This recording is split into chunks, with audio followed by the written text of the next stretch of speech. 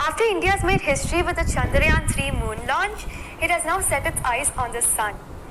These scientific breakthroughs back to back are like feathers on our country's hat. In fact, these celestial bodies are very important and are considered as sacred bodies in multiple global religions. The sun is the central body of our solar system. The world revolves around it, and it is a source of energy for all planets, including the Earth. Today, I'm joined by all the scientists who have played behind the scenes to make this project a grand success. And I'm Srinidhi, reaching out to you from the Satish Dhawan Space Center, Sriharikota. And today we'll be discussing about the impact and the benefits of the Aditya L1 space mission.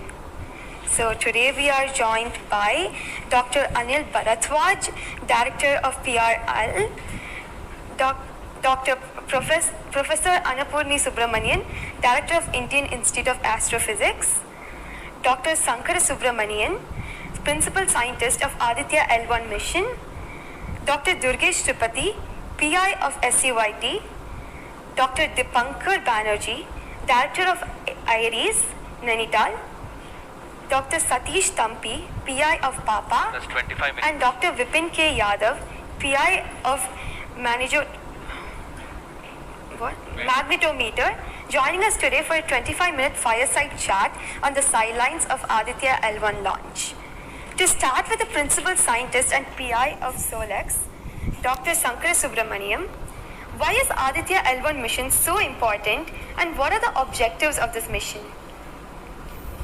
Thanks a lot. First of all, let me thank ISRO as well as the Government of India for providing a great opportunity for the solar and heliophysics community of the country. Both solar, heliophysics as well as astronomy thrives on data. More the data you have, we get more understanding about the system. And sun is our own star, our dearmost star, so understanding them is much more important for our everyday life. So this mission, Aditya, when it was conceived initially, with a support from our Professor U.R. Rao, along with Dr. Srikumar and Professor G. Srinivasan, we made sure that we will have a unique data set which is not available from any other missions internationally. So the 7 payloads, what was conceived for this particular mission, will provide a unique set of data which is currently not available from any other missions, which will provide us new insight into the solar and heliophysics community in India, and provides some important aspects like the initiation of the coronal mass ejections, the speed at which it gets initiated, and some wave bands which are very important for the Earth ionospheric connections, like near ultraviolet band, and the high energy particles, which is high energy radiations as well as particles which is coming from the solar flares and coronal mass ejections. So these are the informations which would be available from this particular mission, which will allow us to understand the sun, its dynamics, as well as the inner heliosphere, which is an important element for the current day technology as well as the space weather aspects of it. Thank you so much for your remarks, sir. So now we'll move on to Dr. Anil Bharadwaj. So the sun is a very important energy source of life. Having understood that, it creates a trouble when it's angry. How does Aditya L1 helps us through the mission? Thank you and good morning, viewers. First of all, let me tell you that Aditya L1 is a multi-wavelength, multi-instrument and multi-directional mission. Multi-wavelength because it works in X-rays, UV and visible. Multi-instrument because there are 7 experiments on board. And multi-directional because it looks not only in the sun direction but also around it. Now when the sun becomes angry, there are 2 types of process which happens. One is solar flares, that means electromagnetic radiation, which reaches the earth in 8 minutes. But along with that, there is a mass which is also ejected out in form of plasma, and that can take about 2 to 4 days to reach the earth. What we are looking for from the Aditya L1 mission is to see the impact of solar flares as well as coronal mass ejections as they come to the earth.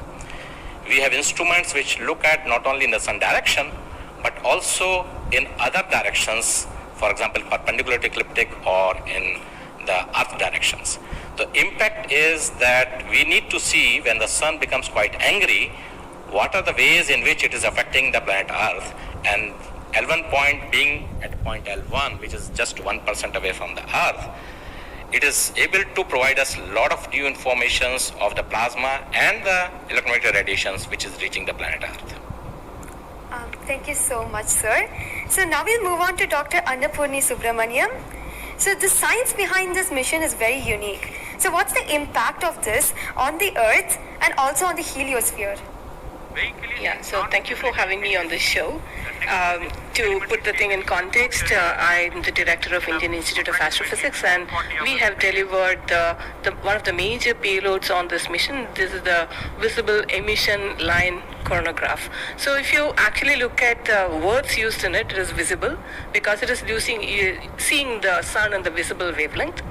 Emission line, so what is it detecting? It is the emission line of certain elements. Because the corona is hot, the emission which you get is in the terms of, it's not absorbing the light which is coming from the sun, but it's already hot, so it is coming down by emitting lines. So we are tracking these lines using what? A chronograph. Now what's a chronograph? This instrument makes a total solar eclipse all the time within the instrument. So you are looking at the sun all the time, 24/7, through using this mission, and this instrument looks at the sun as though it is always in total solar eclipse. Now, why you want to have the eclipse all the time? Because you want to see the corona. Why corona? Because when sun burps, when sun is angry, the corona is what it takes the matter away. Now, what is unique about this instrument? This is going to see the corona as close as possible from the disk of the sun. Now, what is so challenging about it? It is because the sun's corona is 1,000,000 times fainter than the disk of the sun. So you have to not see the disk of the sun, but see only the corona. So this instrument is very difficult to make, challenging, but it is made. Now it's going to the orbit. Now what we plan to study using this instrument is the corona, its dynamics. Through this emission line, you can actually measure the velocity by simple physics called Doppler effect. So you can measure the velocity, you can measure how much matter is moving, and eventually how that matter will come to the Earth and the heliosphere. So it's overall this instrument, along with the others, of course, the other PI will also be explaining about it. So these holistically will give you a lot of information regarding not only the sun, but also the heliosphere. Thank you. That was very interesting, Doctor. Thank you very much. And now we'll move on to Durgesh Tripathi, Dr. Durgesh Tripathi. You are the PI of the for the payload suit. How is that different from other telescopes like Hubble or James Webb? And what are you going to investigate using this? Yeah, so good afternoon. My voice is going to mumble because I'm still in the awe of the launch, and one of the payload is gone there. So essentially, JWST, which is James Webb Telescope, and the Hubble Telescope, they are going to look at the universe, different objects, galaxies, star formation, and other objects you see in the universe. Whereas when we talk about Aditya L1, it is going to look at one particular object, which is our sun. And it's also kept on the other side of the Sun-Earth line at the L1 point, whereas the James Webb Telescope went on the other side of the Earth, which is at the L2 point. Now, the scientific difference, of course, they also observe in ultraviolet, but Aditya, as Professor Anil Bharadwaj and also Professor Annapurni Subramaniam alluded to, these are multi-wavelength satellite, and they will be observing all across the electromagnetic spectrum. In particular, SUIT is going to be looking at the ultraviolet radiation in 2,000 to 4,000 angstrom, if that matters to you, emits from the lower and the middle atmosphere of the sun. And what we want to look at that how in general the sun's atmosphere is coupled by looking at the observations at various height, and how actually this radiation is coming and getting absorbed in the Earth's atmosphere, and what kind of effect it can have in the chemistry of ozone and oxygen, for example, and also these explosions which are happening, how much radiation they are creating, and how much effect it might have. Thank you. Thank you very much, sir. And now we move on to Dr. Satish Thampi. You are connected with the payload PAPA. Already the plasma particles on the moon are analyzed. How do you analyze plasma particles in the sun? And what is the importance of solar winds, and how does it impact sir. Thank you. Thank you for giving opportunity to come into this show. As my colleagues, they mentioned actually about the sun. Today we have the auspicious day where actually we are going to our own star, that is the sun. Just I want to tell to the viewers that actually the sun, which is our hero basically in the solar system. If you look into the mass of the solar system, 99% of the mass of the solar system is occupied by sun. And also this sun is plasma. Now when we are talking about the heliosphere, actually with this all our planets are engulfed in that thing. You know, we have been studying in decades, maybe in centuries, we have been studying about the sun.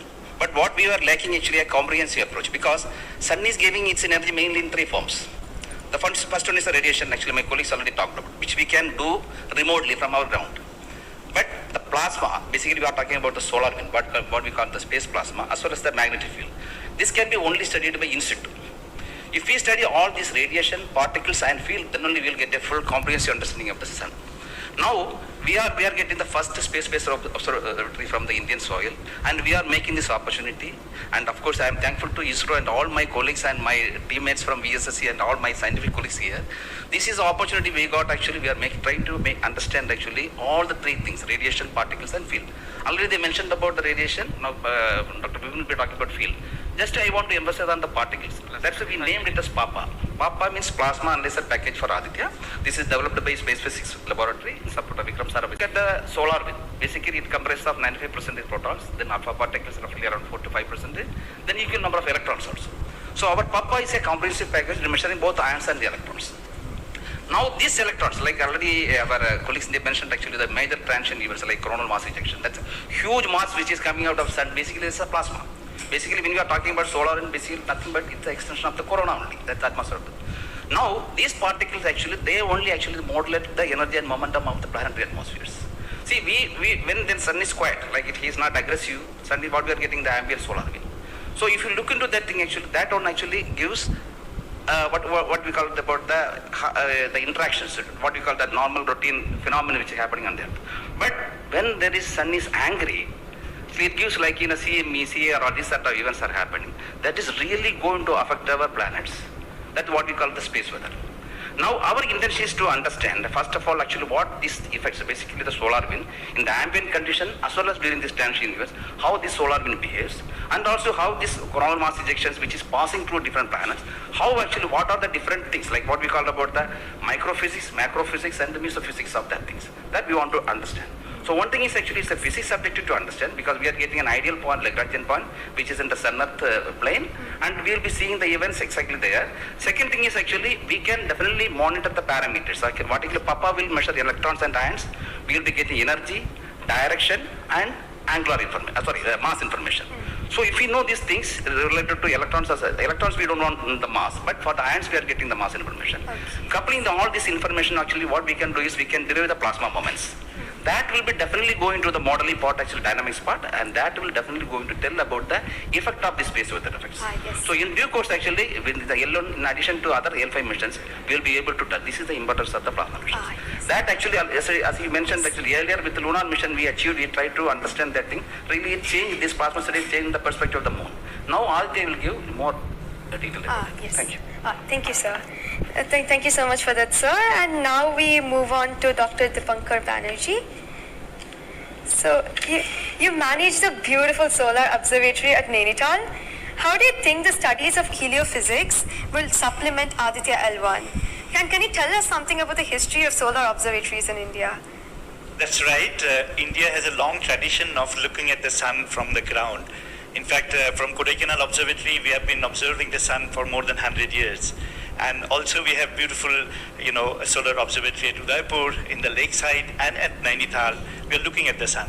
But there are limitations of looking at the sun from the ground because you can only see the lower atmosphere of the sun. So this was very, very important that we could go to the space, and this is a fantastic opportunity. Originally, more than 10 years back, we were only looking at a small satellite program. And then Professor U.R. Rao suddenly came up with this idea, why are you be taking baby steps? We should think big. We should go to much longer distance. And then this opportunity came in, the Lagrangian 1 mission. The entire country, all the scientific institution got very much highly motivated. there are multiple payloads were then proposed. So eventually now we have a Lagrangian 1 observatory class mission. And as you heard from my colleagues, that it is a multi-wavelength observatory. So that's very important to have the shorter wavelength coverage from the space.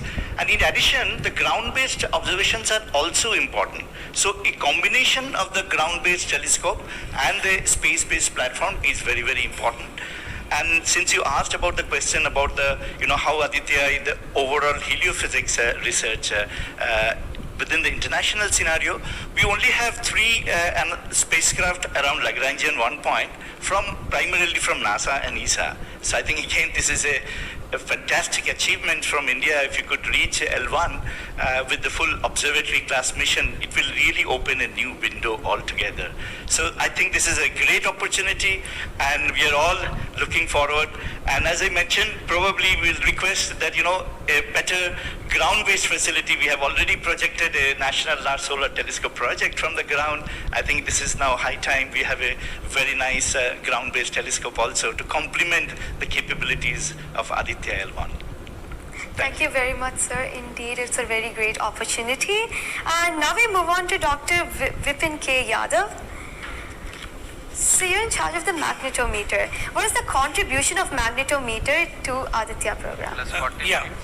You see, the magnetic field measurements are very crucial in space and especially at L1 point. What we are going to measure with magnetometer is the interplanetary magnetic field that is coming all the way from Sun and towards the Earth. So typically these values at L1 point are around 5 to 10 nanotesla. But these values increases whenever there is an extreme solar event such as the coronal mass ejection or say a solar magnetic storms. Now these events are crucial to monitor the near Earth space weather because these can have an effect on the life on Earth. If you remember Quebec, there was an event when the power lines were snapped few years ago. That was because of an extreme solar event. So to keep an eye on the surroundings of Earth, we need these measurements, and apart from that, for solar wind observations also, these measurements will be crucial. Thank you. Thank you very much, sir. So now we move on to Dr. Anuj Nandi. So what is the importance of solar flares and the impact in heliospheres? And how does Aditya L1 contribute to all of this? Good afternoon, viewers. As my colleagues already pointed out the importance of this mission and the instruments about. So the thing is, as you know, that solar flares are the energetic and explosive energy release in few seconds to minutes time scale, and it is order of 10 to 27 arcs to 10 to 32 arcs. Now the thing is, these solar flares, why it is important, as because the solar flares actually tells the dynamics and activity in the sun. So the thing is, there are 2 unique instruments built by URAO Satellite Center that is going to cover the solar flares from 1 kV to extremely high energy hour 200 kV. And we know that visible sun is only 6000 degree Kelvin temperature, whereas the outer surface of the sun is million degree Kelvin. So the thing is, why there is disparity? So I think these 2 instruments, along with the other 2 instruments, VLC and SUIT, we are going to address this $1 million questions as well as why there is difference. Thank you. Thank you very much, sir. And now I'd like to go back to Dr. Anil Bharadwaj. So there are many satellites that are sent to the space by other nations. So what makes Aditya L1 different from these satellites? Well, that's a very good question because first of all, let me again tell you that India will be the third, or ISRO will be the third space agency to have a mission at L1 point. And I just mentioned that it is multi-wavelength, multi-instrument and multi-direction, and it measures particle, field and radiations. So you don't have such kind of satellites existing at L1 point so far and currently.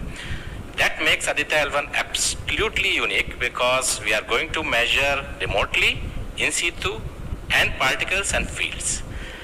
I was also mentioning about multi-direction, and that is coming from the ASPEX payload, which stands for Aditya Solar Wind Particle Experiments. And this is going to measure particles ranging from 100 EVs going to several MeVs, which is essential for us to know because when the CMEs are happening or the sun is quite angry, the plasma which is coming out from the sun ranges from several EVs to several MeVs. And therefore, we should know in what direction the plasma is coming and whether the plasma is getting accelerated in between when it comes from sun towards earth. And therefore, there is a multi-direction information which is available from the Astrix payload, because it consists of two sensors, Swiss and STEP, essentially giving you in two different energy bands, and therefore we'll be able to quantify the CME, CIRs, and all the process which is happening on the sun, which gives out coronal mass ejections. Thank you. Thank you very much, sir, for your remarks. And now finally we move on to the principal scientist, Dr. Sankar Subramaniam. So how does the Indian science community seek to capitalize on ISRO's space capabilities, especially these observatory missions like ASTROSAT and Aditya L1? Yeah. So now ISRO has established that it has a capability to send observatory class missions anywhere in the interplanetary medium. ISRO also is developing capability for small satellite missions like nanosat, CubeSat, as well as the small satellite capability. That is something which especially a heliophysics community could utilize it, because we can, at a low cost, we can launch many more such instruments which are essential for heliophysics community here in India. So, and also the bigger mission takes its own life cycle, because it requires technologies to be developed for a bigger missions. So in between these big missions, if we capitalize on these small satellite missions, and that will enhances the science capability of our country to the next level. And as you know, the science and technologies are always synergized. As the technology improves, your science improves. When I started my career in solar physics, I started with the photospheric magnetic field. Now we are in a position where we can do chronographic field with Aditya L1, which was not feasible when I was doing my PhD. So similarly, as we move on and as the technology starts to improve, we would be able to generate much more capable instruments, much more compact instruments, which will enable us to do much more science than what we can currently do. So we look forward to capitalize on ISRO's capabilities, both at the large scale as well as at the small scale instruments, and also its capability for developing new technologies in the near future. Thank you very much, sir. That was very interesting. And to end this, I have a last question to Dr. Dipankar Banerjee. And it's about what kinds of outreach is possible through this launch to energize the scientific community? This is a very, very important question, and we are proud to be Indian now after the Chandrayaan success. I think it's just not the students, it's the entire country is excited. And we got this opportunity to now travel towards sun. So it is very important that the younger generation, comes into the research and also utilizes the data. These scientific missions are for the community, and it has to be the community driven. So some of our scientists, who have been engaged with this mission for decades, we understand what is expected to be, this data. But the younger generation, they need to be trained. And so for that reason, we also have a Aditya support cell at Nainital, and we are going around in the country. We are regularly conducting workshops. So through these workshops and training program, we really want to reach out to other, people who are particularly in the universities or IITs, because they have so far not been directly involved with the Aditya mission. So I think we are really, really going out, and we expect that the youngsters of the next generation will come and utilize this data, because the data is for the community. So unless we have more users, we will not be able to effectively utilize the data, scientific data which is coming, and the way we can help the community at large. Thank you. Thank you very much, sir. I think it is very important for us also to reach out to schools and colleges, because the younger generation should be told about this kind of activities which is happening in the country. Chandrayaan 3 launch has galvanized the whole nation, and everybody is interested to know what all is happening in the science and technology within the country. And therefore, this mission, along with the Chandrayaan 3 mission, that is the Aditya L1 mission and Chandrayaan 3 mission, is going to give us a lot of new information which is going to be very beneficial for the country. Thank you very much. Thank you everybody for participating in this discussion, and now we move on to the control room.